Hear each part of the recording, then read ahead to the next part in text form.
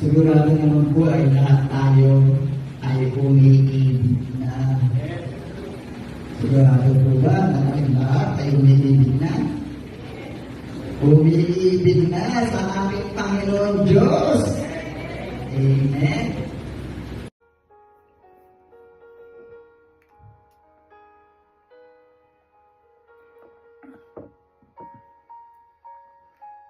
Good morning, good day, Church Day, Lord Day.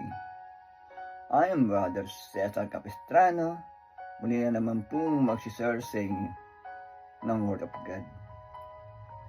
Ang ating pong topic sa araw na ito,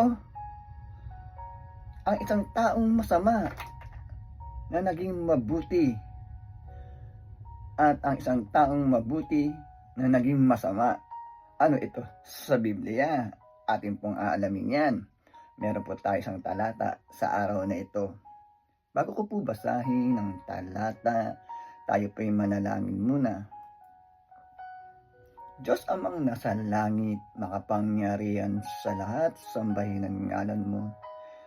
Diyos Ama, maraming salamat po sa gabay, biyaya na pinagkakaloob niyo sa amin sa bawat isa sa amin. Di po kami magsasawang magpasalamat. Sa muli na naman pong pagdilat ng aming mga mata ay napakalaking biyaya po ito para sa amin. Muli na naman po namin magagampanan ang aming tungkulin para sa aming sarili, pamilya, trabaho, at kaawaan niyo po kami. Diyos Ama, kung kami po ay nagkukulang sa inyo, papasukin niyo po sa amin ang iyong presensya upang sa ganun po ilubos namin maunawaan, maintindihan ang iyong salita na buhay at makapangyarihan. Sa pangalan ng Panginoong Yesus. Amen. Brother and sister, magandang araw na naman po ng linggo. Ang ating topic, ang isang taong masama na naging mabuti at ang isang taong mabuti na naging masama. Ano ito sa Biblia? Akin na pong babasahin ang talata ay nasa Ezekiel chapter 18 verse 21 to 24. Verse 21. Kung ang isang taong masama ay tumalikod sa kanyang kasamaan, sumunod sa aking mga tuntunin at gumawa ng mabuti, siya ay mabubuhay.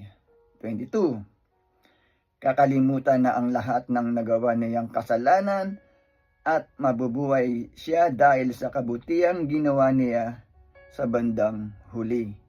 23. Hindi ko ikinasisiya ang kamatayan ng masama, sabi pa ni Yahweh. Ang ibig ko nga siya'y magsisi at magbagong buhay. 24. Ngunit kung ang isang taong matuwid ay magpakasama at gumawa ng mga kasuklam-suklam na gawain, hindi siya mabubuhay. Mamamatay siya dahil sa kanyang pagtataksil at sa kasalanang nagawa. Mawawalan ng kabuluhan ang lahat ng kabutihang ginawa niya nung una. Amen, brother and sister. Napakaganda po ng ating nabasa mula sa Biblia. Sa nila naman po ng talata, pinagtitibay, ipinangaral ng ating propeta Ezekiel at kautusan ng ating Diyos amang nasa langit na ito daw na isang taong masama na napakabuti at nagsisi sa kanyang mga nagawang kasalanan ng una.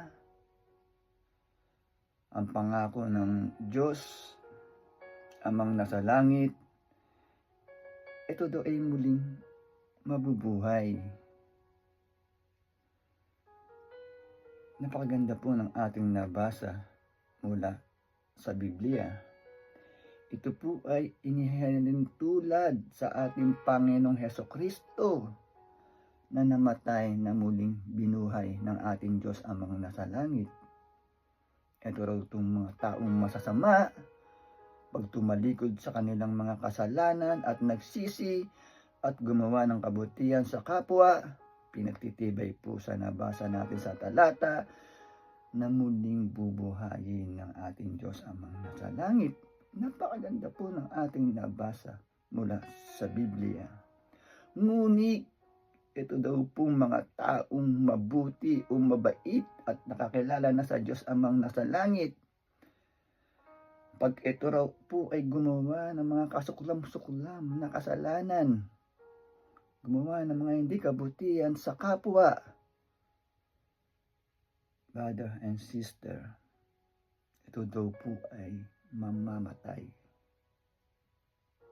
Brother and sister, masasayang daw lahat ng ginawa niyang kabutihan nung una. Yan po ang nabasa natin sa Biblia. Lahat daw ng ginawa ng mabait na tao ay mababaliwala lahat kapag siya ay gumawa ng mga kasukulam-sukulam, gumawa ng mga hindi kalugod-lugod sa ating Diyos Amang nasa langit. Brother and sister, mababaliwala lahat ang ginawa niyang kabutihan dito sa mundo, dito sa sanlibutan, pag ang isang taong matuwid na naging masama. Brother and sister, yan po ang nabasa natin sa Biblia.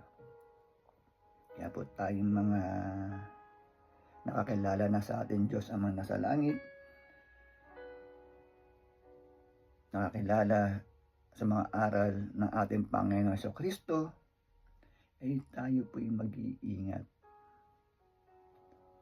Sapagkat tayo pong mga nakakilala na, nabasa natin sa Biblia, pag tayo'y gumawa ng mga kasukulap-sukulam na gawain, mga hindi kalugod-lugod sa ating Diyos Amang nasa langit, ay mamamatay. Bagay wala ng kapatawaran, brother and sister.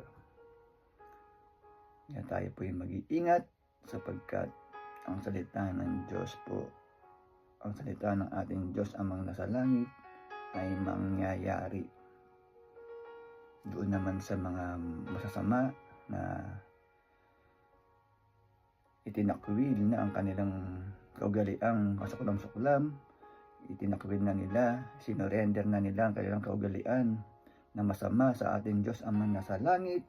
Ang pangako naman ng ating Diyos Amang nasa langit ay muling mabubuhay pag sila po ay nagsisi sa mga nagawa nilang kasalanan. Napakaganda po ng nabasa natin mula sa Biblia. Kaya po sana ay wag po tayo magsawa makinig every Sunday na aking pong ibinabahagi na salita ng Diyos na buhay, upang sa ganun po ay magkaroon tayo ng kaalaman, gabay at control dito sa sanlibutan. Magtatapos na po yung ating topic, tayo po yung manalangin muli. Diyos Amang nasa langit, makapangyarihan sa lahat, sambahin ang ngalan mo. Maraming salamat po, nakapagpakinig na naman po kami ng iyong salita na buhay at makapangyarihan na nagbibigay lakas po sa aming katawan at espiritual. Maraming salamat po sa pangalan ng Panginoong Hesus. Amen. Brother and sister, lagi po tayong mag-iingat at magdadasal. God bless to all.